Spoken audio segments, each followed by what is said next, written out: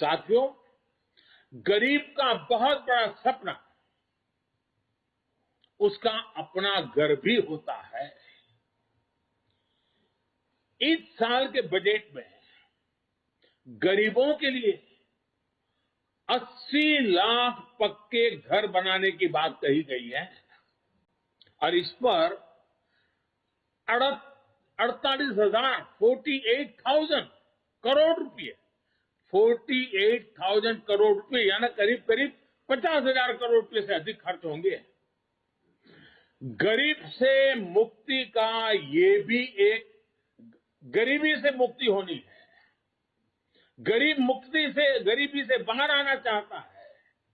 जब घर मिलता है ना, उसका एक हौसला बन जाता है। हम कभी गरीबों की ताकत जानते नहीं थे। सिर्फ गरीबों का राजनीतिक उपयोग करने वाले लोग बहुत हुए इस देश में। एक छोटा सा प्रयास, जनधन अकाउंट। गरीब को जब जनधन अकाउंट मिला ना, उसका स्वाभिमान जग गया और लाखों करोड़ रुपए की बचत में गरीब भी आगे आया है। अगर एक जनधन अकाउंट उसकी जिंदगी बदल सकता है, तो गरीब को जब छत मिले, गरीब को जब घर मिले, तब उसका जीवन कितना बदल जाता है, इसका हम देख करके बता सकते हैं। जो भी उन परिवारों को देखेगा, उसका विश्वास बढ़ेगा। और इतना ही नहीं, सरकार जो घर बनाकर इन्हें देती है, वो घर इन गरीबों को एक तरह से लखपति बना देती है। मैं जब छोटा था, लखपति शब्द बहुत बड़ा लगता था। लखपति यानी कितनी बड़ी दुनिया है, सुनते ही कान खड़े हो जाते थे। लेकिन हमने जो गरीबों को घर दिया है ना, उसकी कीमत के हिसाब से देखे तो हमने पिछले 7 साल में 3 करोड़ गरीबों को पक्के घर देकर उन्हें लखपति बनाया है। जो गरीब थे, जो झोपड़पट्टी में रहते थे, अब उनके पास अपना घर है। पहले के मुकाबले हमारी सरकार ने इन घरों के लिए राशि भी बढ़ाई है और समय की ध्यान को रखते हुए घरों की साइज भी बढ़ाई है, ताकि बच्चों की पढ़ाई न छूट जाए, बच्चों के लिए पढ़ाई के लिए जगह मिल जाए। बड़ी बात यह भी है कि इसमें से ज्यादातर घर महिलाओं के नाम पर भी है, यानी हमने महिलाओं को घर की मालकिन भी बनाया है। साथियों, हम सामाजिक न्याय के लिए तो हमेशा काम करते हैं और इसे अपना दायित्व समझते हैं।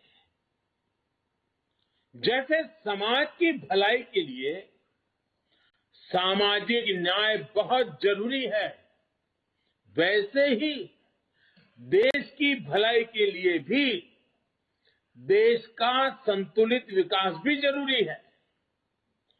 भारत जैसे देश में कोई क्षेत्र पिछड़ा रहे, कोई इलाका अविकसित रह जाए, ये ठीक नहीं है। और इसलिए हमने आकांक्षी जिला एस्पिरेशनल डिस्ट्रिक्ट अभियान शुरू किया था। इन जिलों में गरीब की शिक्षा के लिए, गरीब के स्वास्थ्य के लिए, गांव की सड़कों के लिए, बिजली पानी के लिए जो काम हुए, उसकी प्रशंसा संयुक्त राष्ट्र ने भी की है। अब इस बजट में घोषणा की गई है कि आकांक्षी जिलों में राज्यों के साथ मिलकर आकांक्षी ब्लॉक प्रोग्राम चलाया जाएगा, यानी उसे और नीचे ले जाया जाएगा। यानी विकास का लाभ आखिरी छोर तक पहुंचाने का एक वैज्ञानिक तरीका है और धन का सदुपयोग करने का, संसाधनों का ऑप्टिमम यूटिलाइजेशन करने का और फोकस एक्टिविटी करने का रास्ता है। ग्रामीण क्षेत्रों में ब्लॉक स्तर पर जरूरी सुविधाएं पहुंचे, इस पर सरकार का जोर है। साथियों, राष्ट्र की सुरक्षा के लिए हमारी सेनाएं, एयरफोर्स हो, नेवी हो, आर्मी हो, हमारे जवान दिन रात डटे रहते हैं, जान की बाजी लगा देते हैं। लेकिन ये भी सच्चाई है कि हमारे सेना के जवान जो सीमा पर तैनात है, हमारे सुरक्षा बल के जवान जो सीमा पर तैनात है, उनको वो सीमावर्ती जो गांव है ना, वो भी एक प्रकार से किले का काम करते हैं और उन सीमावर्ती गांवों का देशभक्ति का जज्बा भी अद्भुत होता है। अभावों के बीच, संकटों के बीच, मुसीबतों के बीच सीमा पर रहने वाले छोटे गांव के लोग दिन रात देश की रक्षा के लिए सजग रहते हैं। अब समय आ गया है कि हमें हमारी राष्ट्र रक्षा की जो नीतियां हैं, उसमें सीमावर्ती गांवों के नागरिकों की शक्ति को पहचानना होगा, उनके अहम रोल को जानना होगा।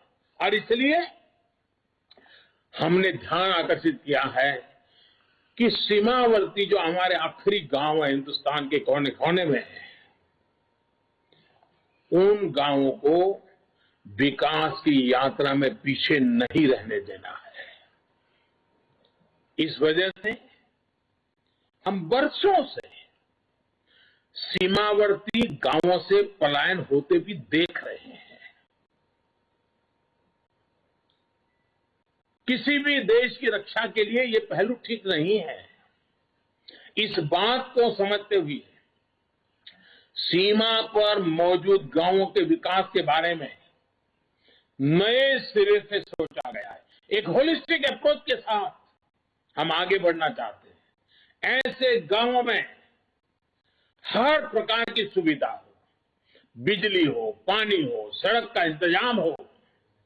इसके लिए बजट में विशेष वाइब्रेंट विलेज प्रोग्राम का ऐलान किया गया है। हमारे अनेकों सीमावर्ती गांव टूरिस्ट स्पॉट बन सकते हैं। वहां हम अच्छे प्रकार से होम स्टे का एक पूरा नेटवर्क खड़ा कर सकते हैं, जो हमारे लोगों को रोजी रोटी मिले। प्रकृति प्रेमियों के लिए भी कि हमारे सीमावर्ती क्षेत्र हैं, वो आकर्षण का केंद्र बन सकते हैं। और मैंने तो गुजरात में कच्छ में रणोत्सव करके देखा है कि अगर उन आखिरी गांवों को हम वाइब्रेंट बना दें तो सुरक्षा की दृष्टि से भी बहुत लाभ होता है। अब हमारा उत्तराखंड देखिए, उसकी सीमा ऊपर के गांव, हमारा लेह लद्दाख देखिए, हमारा अरुणाचल देखिए। ये वाइब्रेंट विलेज प्रोग्राम इन सभी गांवों को बहुत मदद करेगा। इसके साथ साथ होलिस्टिक अप्रोच होने के कारण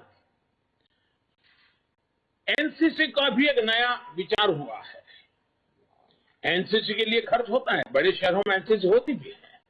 अब हमने तय किया है कि सीमावर्ती गांव, वो जो ब्लॉक होगा और वहां जो स्कूल होगी नजदीक में, हम एनसीसी का वहां केंद्र शुरू करेंगे, एनसीसी की गतिविधि चलाएंगे, ताकि ये सीमा पर रहने वाले बच्चे एनसीसी से ट्रेन होकर के भविष्य में आसानी से सुरक्षा बलों में जाकर के राष्ट्र रक्षा का नेतृत्व कर सकते हैं। इन पहाड़ी क्षेत्रों में हमारे बच्चों की ताकत बहुत बड़ी होती है।